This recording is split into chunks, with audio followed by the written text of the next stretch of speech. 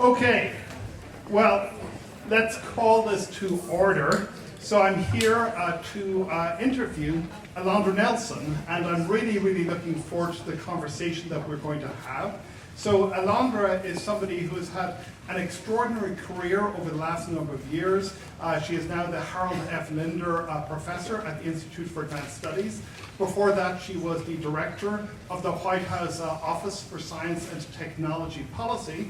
But some of us have been following her work for a long time, because if you are in this intersection where you're thinking about the relationship between society and sociology, culture, technology, and political economy, this is something that you've been working in for decades, and I think your work has really made the field and established it. I think it's a really valuable perspective to have to bring together the stuff that you've been doing more recently and also your deeper intellectual roots, because I think that they suggest a set of issues, a set of questions that don't get nearly enough attention. So that's, I hope, if that's okay, that's what I would love the conversation to be about. Yeah. Well, I hope it will be a conversation and not an interview. And I think the theme of today is clearly sort of asking, going to topic areas that we're not quite getting to in this space. So I'm looking forward to it. Thank you, Henry.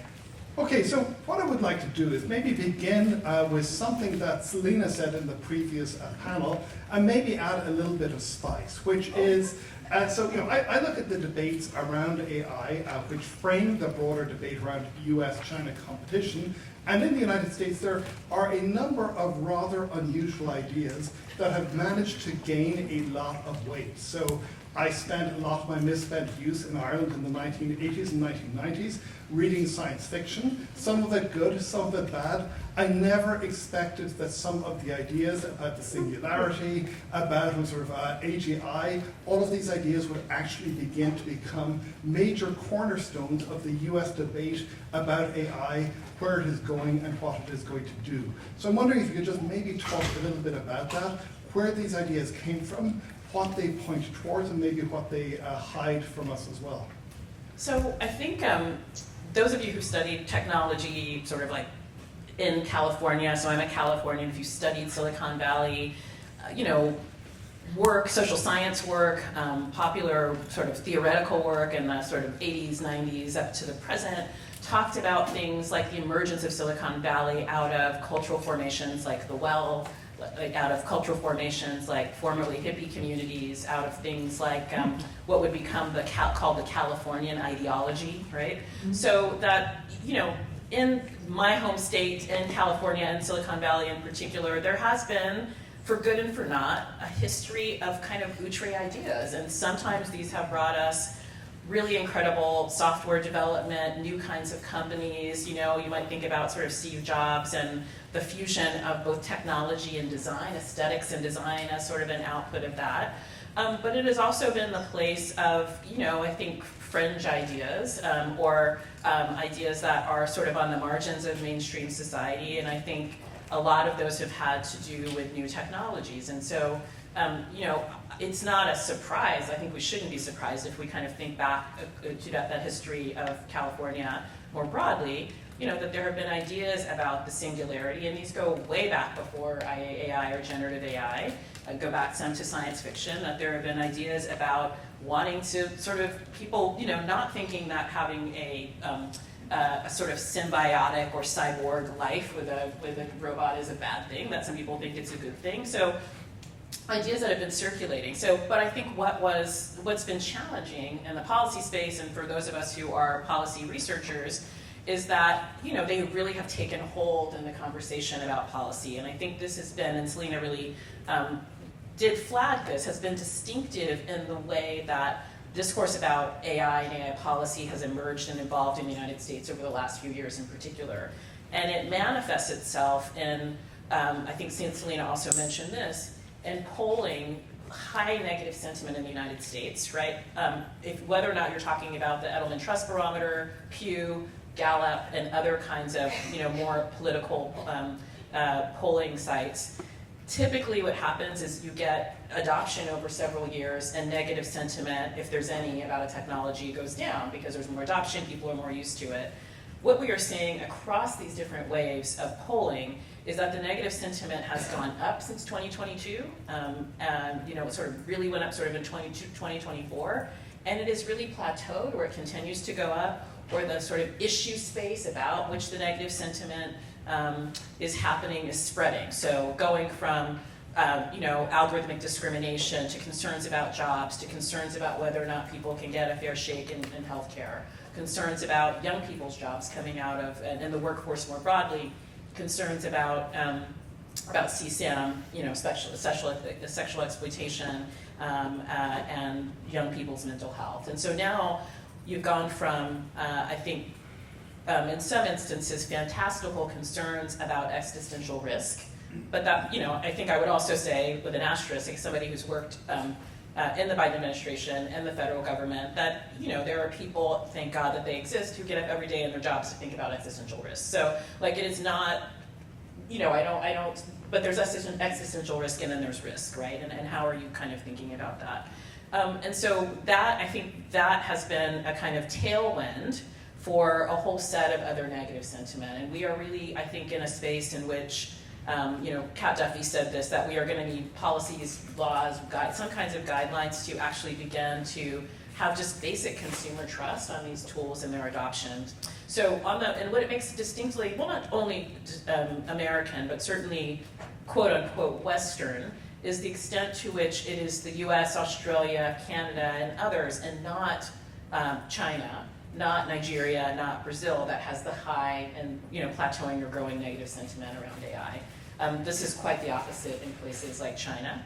I think there's probably lots of different reasons why, but one, as Sam said in her comments, is in part because there is a rule book. I mean, we don't, what in China for AI, whether or not it's followed evenly, it's totally followed, it's working. I mean, you can have lots of, I think, probing empirical questions about that, but we've also, in the United States, distinctly decided to say, and we can go back to this, that we are not regulating AI. And so there are lots of differentiators for AI policy in the US right now. Well, I would love to get to the question of exactly what we mean when we say we are not regulating AI. But before I do that, I would like to ask you about something else which comes from your ideas around this. So I know that you are very interested in the way in which the United States, many people in the United States have pursued what might be described as a Cartesian vision of AI, whereas perhaps in China it's a more embodied approach and a more embodied perspective. And I wonder if you could talk a little bit about what the details of that differentiation actually involve.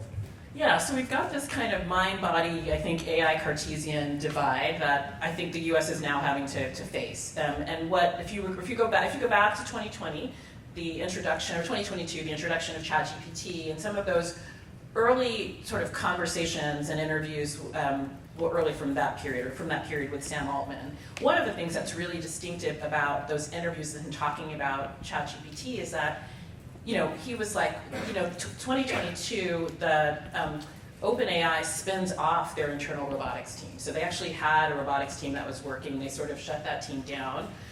Altman, in an interview, says, we really are focusing on AGI. We can't have a diffusion of our purpose. What the robotics team had been working on had been this hand that was, a robotic hand that was aiming to sort of solve the Rubik's Cube. And that was going to be the kind of task that it was, the sort of benchmark task that it was aimed to do. So they shut down that work.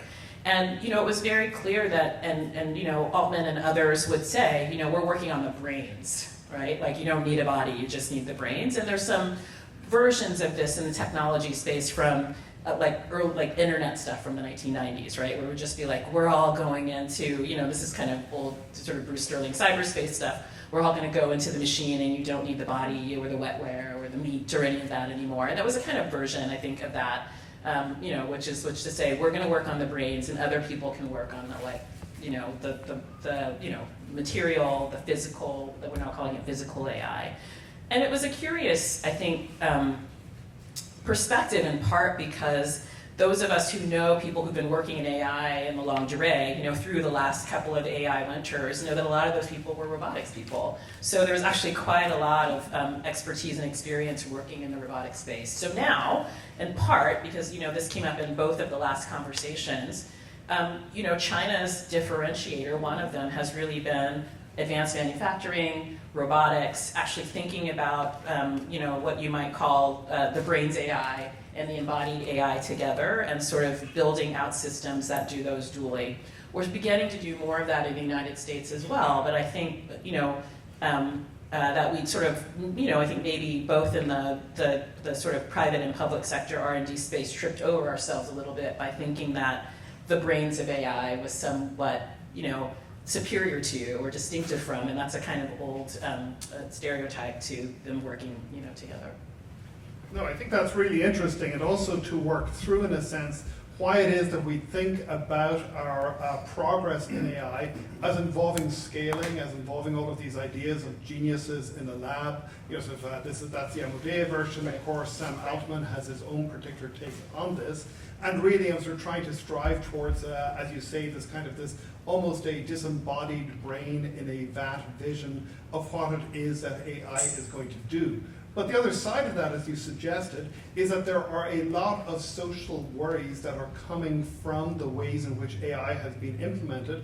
And I guess in particular, because we have really focused, and this is, I think, an implicit part of your story, large language models have become the way forward, as opposed perhaps to some of the more reinforcement learning aimed at sort of trying to figure out how AI would work in an environment perspectives that predominated earlier. So if we were to actually pay attention, and here I'm asking you to put on your sociological hat, if you were to pay attention as a sociologist to the kinds of changes, the kinds of challenges, the kinds of worries that we have in society as AI becomes increasingly woven into the systems that we use, what are the things we should be paying attention to that we are not paying enough attention to right now? Well, I think if just, I'll just segue from the robotics piece. I mean, there is work today that remains quite dangerous. I mean, there are ways in that we could use AI in those ways.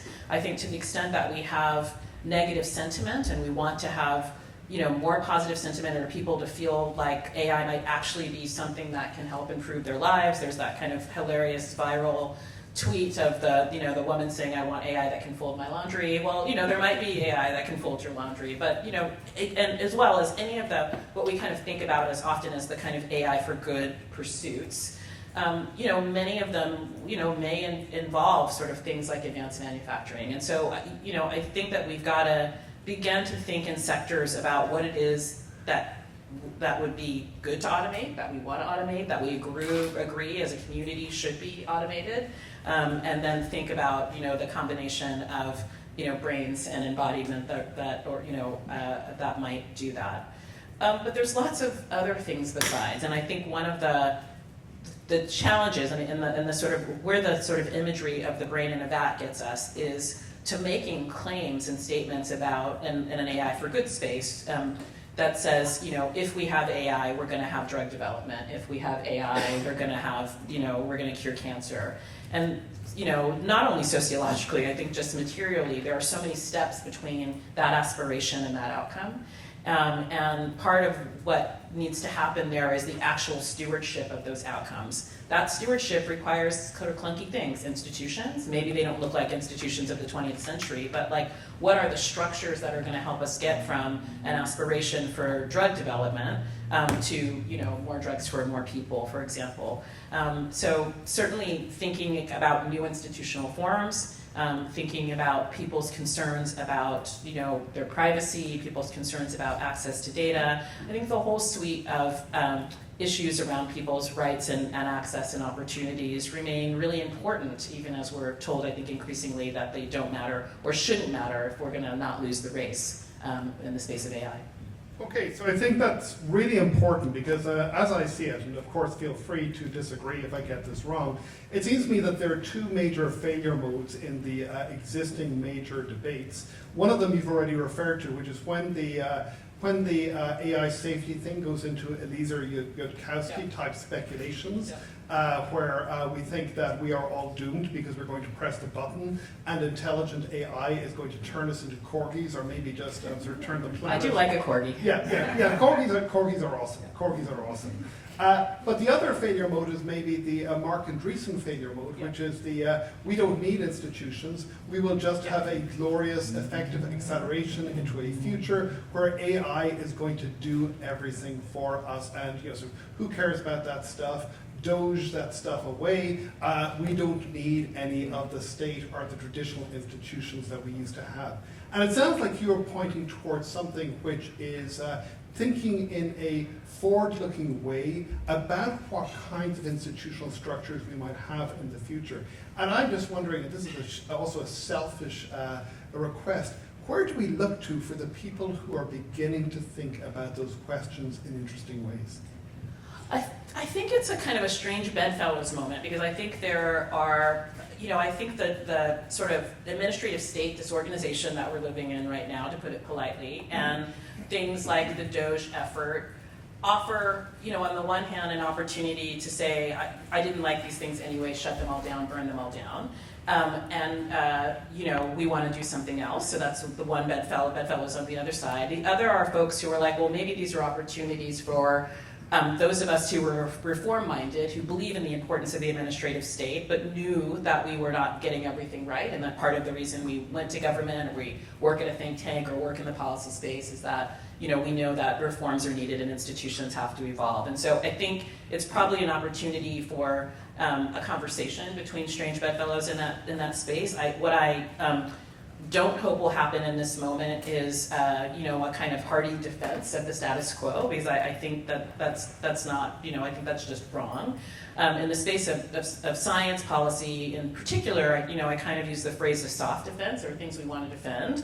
That there should be rigorous evidence-based policymaking and research and these sorts of things, but I don't think we have to defend the status of the institution. So what does that mean? It means that we need to I think experiment with different kinds of forms of institutions that may or may not be comfortable to us. You might need, perhaps fewer people doing a task, but I think we have to sort of ask questions about who those people are and whether or not you need them. So if we're looking at how you need them to do the work. So thinking about private institutions or private companies and corporations, one of the things we're seeing in the news quite a lot is that lots of folks are getting laid off, or there's kind of constriction in the employment sector for some, including some of the big tech companies. So one way that you could, as an institution, respond to that is just keep doing all the same things you're doing with the same people. But I think that if you miss a generation of young people, so that's actually not good for institutional design. So I think we need to be thinking, as we're transforming institutions, how do you keep young, fresh thinking people for whom things like AI, are much more intuitive than other generations of workers? That's a question for government, and it's also a question for the private sector. I think in government we have thought about, really important new institutional forms in the Obama administration, the U.S. Digital Service, 18F. It's not clear to me that those are the institutional forms we need right now, in part because I think it was indicated in the last panel, you're just not going to get a bunch of AI engineers working in government. There's just not enough of them, particularly if we've got immigration constraints. Not only would you be taking a pay cut, you're taking an extreme pay cut. I think it's just a different moment.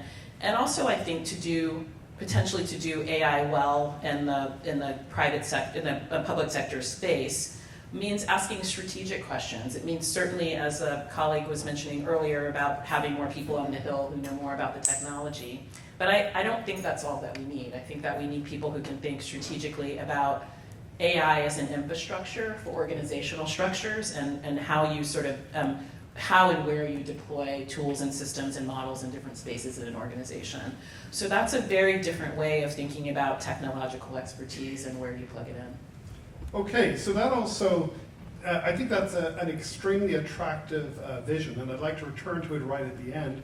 But before that, I'd like to talk perhaps maybe a little bit to get a sense from you about what you referred to in passing, which is this idea that the Trump administration is all about deregulating AI, And in fact, as you have argued in a piece in Science a couple of months ago, you think that it is not actually deregulating in any real sense at all. So I think that's a really important and subtle point, and I'd love if you could develop it maybe for people here. Yeah, so, I worked in the Biden administration for a bit over 2 years. We did a lot of AI policy, I think also attempted to not be heavily regulatory, but I think philosophically wanted to simply say that existing laws apply to AI.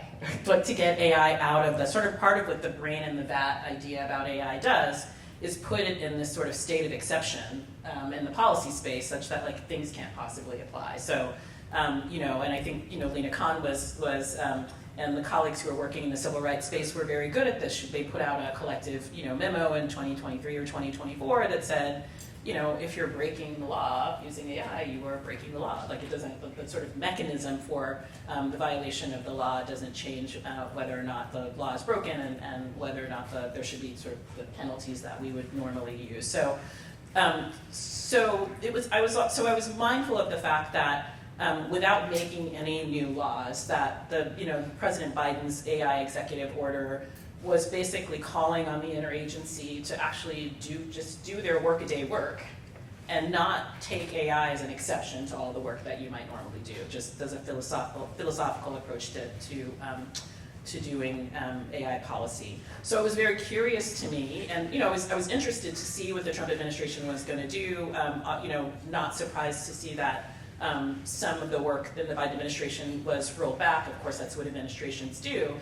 But it became curious to me that it was framed as deregulatory because as the portfolio, the suite of things that the Trump administration was doing around AI was expanding, it was actually very clear that this current administration is actually very tightly stewarding the direction of travel of AI.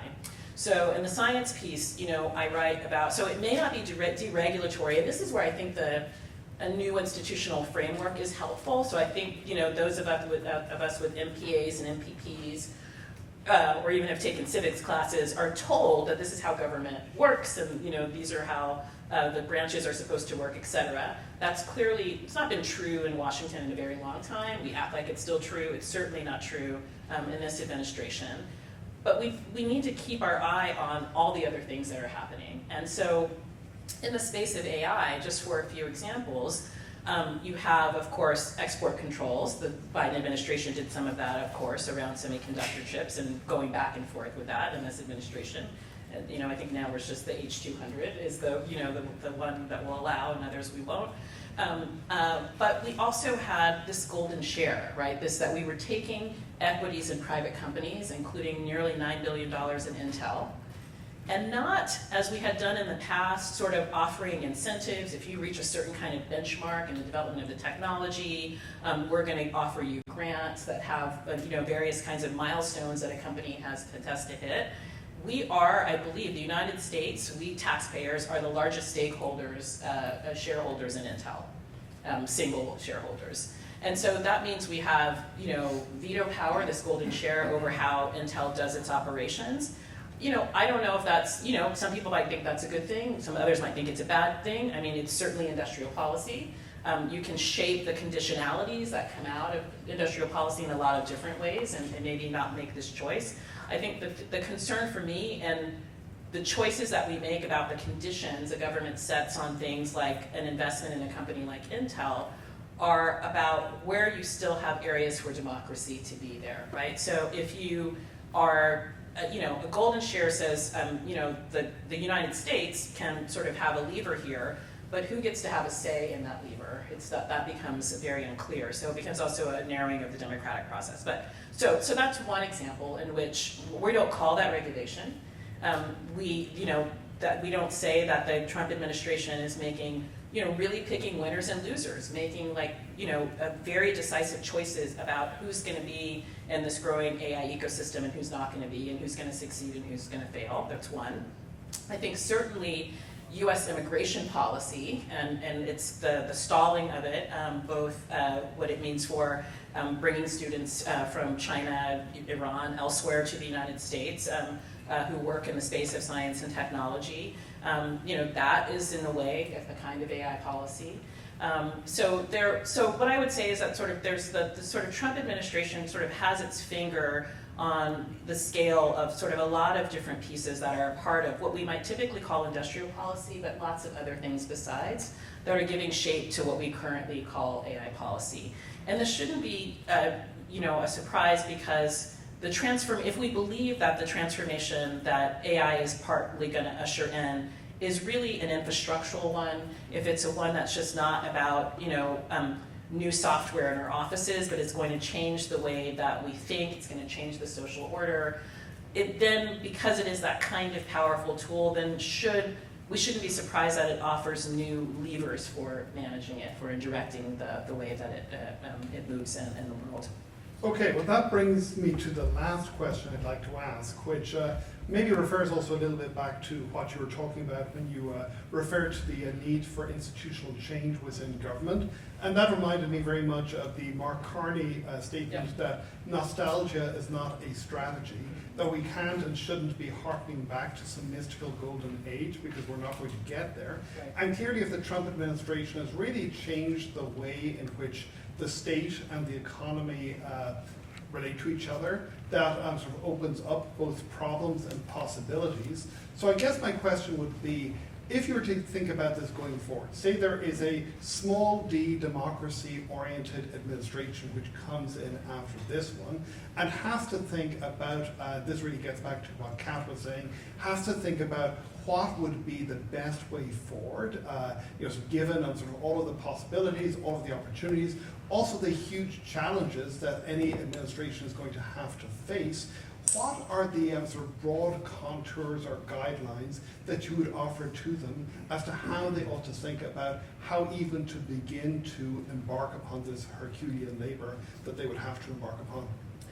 So I think any new administration is going to have to, I think it will be, as a colleague said in the second panel, AI is going to be a campaign issue. It's already been a campaign issue. And so I think that any new administration coming in is probably going to have made some commitments about that. And what I think some of those should be is, one, I think helping, I've actually been quite encouraged by the fact that we are having a conversation about data centers, in part because I think, broadly what I call the state of exception, that special exceptional place that we put AI in, that, says that other policies can apply to it, existing policies can apply, that we can get a sense of disenchantment around that when we think about AI as being in a supply chain that includes data centers, which is to say it is not just a brain in a vat or this sort of, ethereal, ephemeral thing that exists as a kind of epiphenomenon,